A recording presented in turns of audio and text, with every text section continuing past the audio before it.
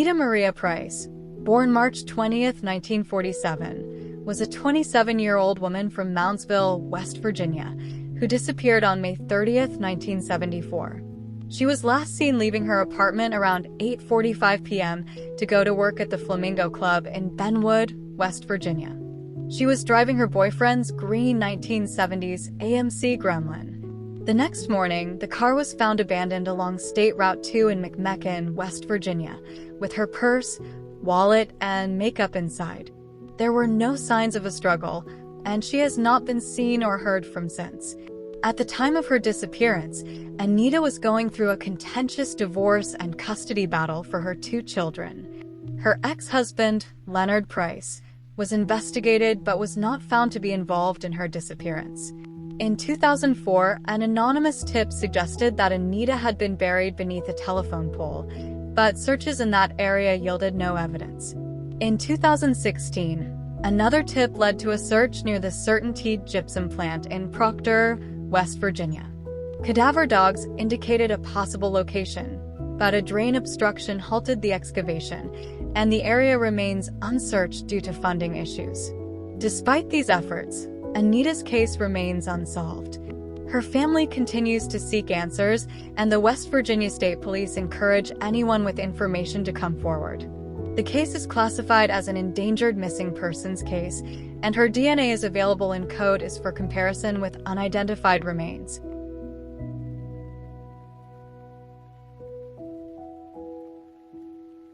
Lanika Zimmer, a 27-year-old woman from Alaska, was found murdered on December 5, 2019, in Anchorage. Her body was discovered inside a gray 2008 Mazda 6 that had been reported stolen a month earlier on November 4, 2019. The vehicle was located in the 500 block of Sitka Street, and Zimmer had sustained trauma to her body, though the exact cause of death has not been publicly disclosed. At the time of the car's theft, Anchorage police identified a person of interest, a man seen wearing a gray and dark green hooded jacket with black shoulders, white shoes, dark faded pants, and carrying a full backpack. However, as of now, there have been no public updates regarding the identification or involvement of this individual in Zimmer's homicide. Zimmer's case remains unsolved, and the Anchorage Police Department continues to seek information from the public.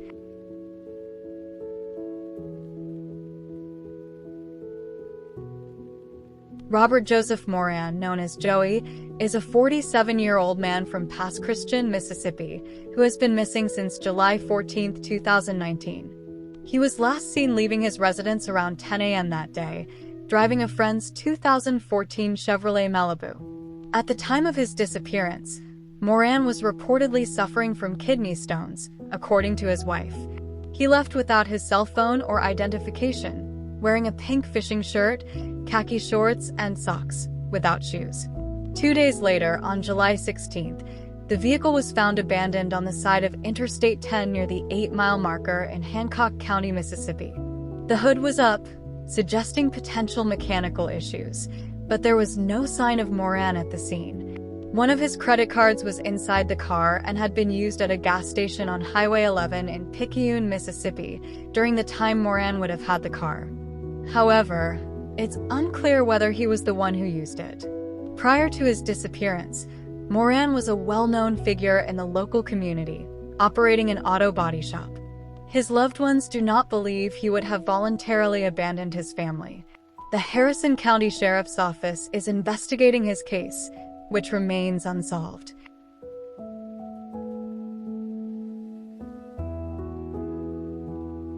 Vicki Lynn Carriere, an 18-year-old woman from Wagamin, Louisiana, has been missing since July 12, 1987. At the time, she was 8.5 months pregnant with a baby boy due on August 7th.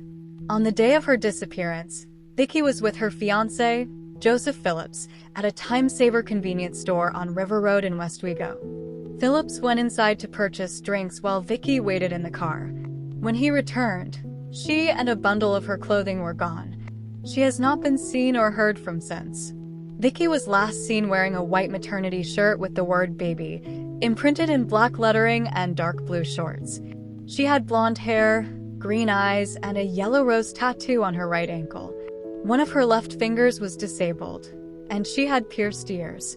She worked as a clerk at the Avondale Marine Shipyard at the time of her disappearance. Joseph Phillips, the father of her child and her fiancé, was considered a suspect early in the investigation. He refused to take a polygraph test and died in 2002 at the age of 47. Despite this, he was never formally charged in connection with Vicki's disappearance. Vicki's parents, Elaine and Scott Carrier, have never given up hope of finding their daughter and grandson.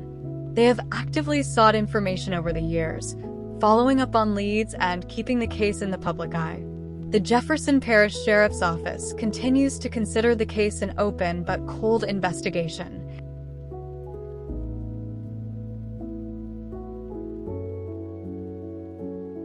Molly Tibbetts, a 20-year-old University of Iowa student, was tragically murdered in 2018. She disappeared on July 18, 2018, while out for a jog in her hometown of Brooklyn, Iowa. Her body was found 5 weeks later, on August 21st, in a rural cornfield in Poweshiek County.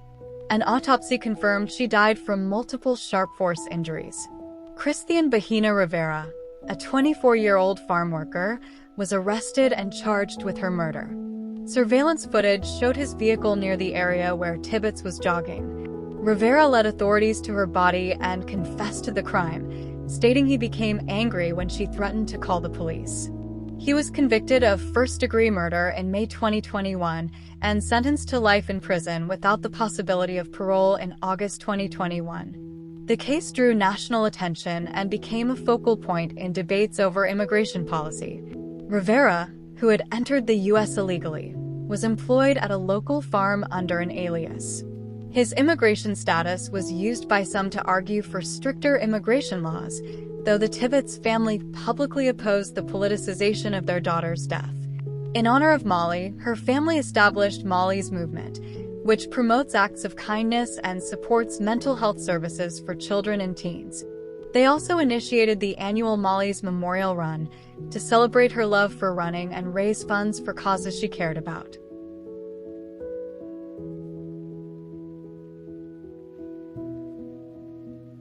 Dylan Ellis and Oliver Martin were tragically murdered on June 13, 2008, in Toronto. The two friends, aged 26 and 25 respectively, were sitting in a Range Rover outside a friend's residence at 798 Richmond Street West when they were shot and killed. Their deaths remain unsolved, and the motive behind the killings is unclear. Around 12:08 a.m., Ellis and Martin were in the vehicle, with Ellis in the driver's seat and Martin in the front passenger seat. A male suspect approached the driver's side, and after a brief exchange, opened fire, fatally wounding both men. The shooter then moved to the front corner of the SUV and fired through the windshield, hitting Martin in the chest. The incident occurred moments after the friends had received a call to return to the apartment to return a set of keys they had taken by mistake. Initially, police speculated that the shooting might have been an attempted carjacking gone wrong. However, further investigation led to the theory that the victims were the intended targets, possibly due to familiarity with the area. A description of a male suspect, light complexion, wearing a light-colored shirt and dark pants, riding a mountain bike, was released, but no arrests have been made. In the years following the murders, friends and family have honored Ellis and Martin's memory. In 2010, a park bench and tree were dedicated in Ramsden Park, close to where the two young men grew up, as a tribute to their lives and the impact they had on their community.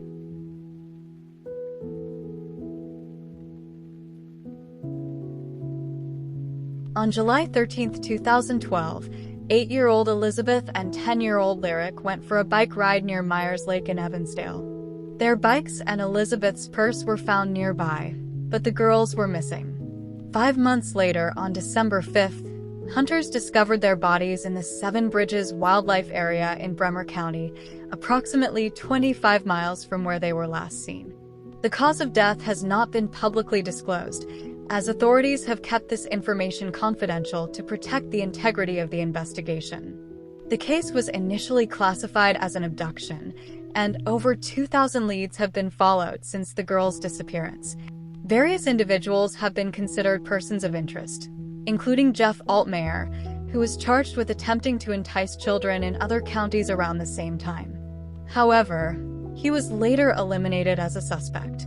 Investigators have also explored potential connections to other unsolved cases, such as the 2017 Delphi murders in Indiana, but have found no definitive links.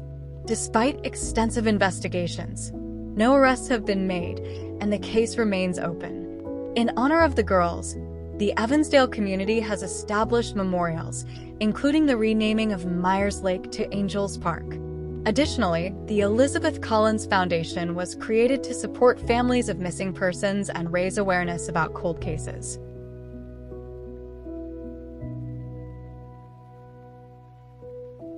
On April 20, 2003, Dorman ended her shift as a buffet hostess at the Flamingo Inn, located in Laughlin, Nevada, at 2:26 p.m. After clocking out and changing out of her uniform, she headed to the 5th floor of the parking garage where her white Honda Accord was parked. She was expected home around 2:45 p.m., but her roommate, who was asleep at the time, did not see her arrive. Later, her car was found parked outside her mobile home, with her purse and keys still inside. That morning, Dorman's daughter, Julianne White, whose birth name is Juanita White, had called the roommate asking for directions to the residence.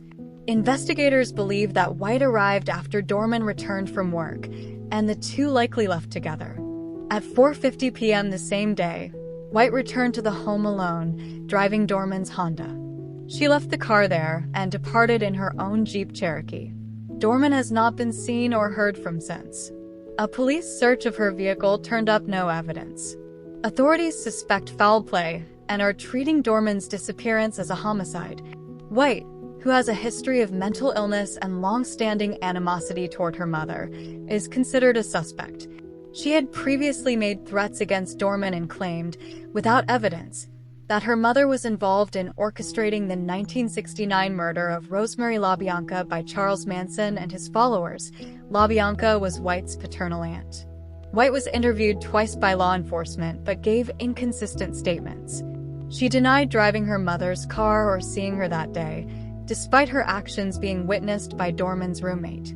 White moved away shortly after her mother disappeared and has not been located for further questioning. Due to a lack of evidence, no charges have been filed. Dorman was known as a reliable employee who hadn't missed a day of work in 20 years. Her credit cards have not been used since her disappearance. The case remains unsolved.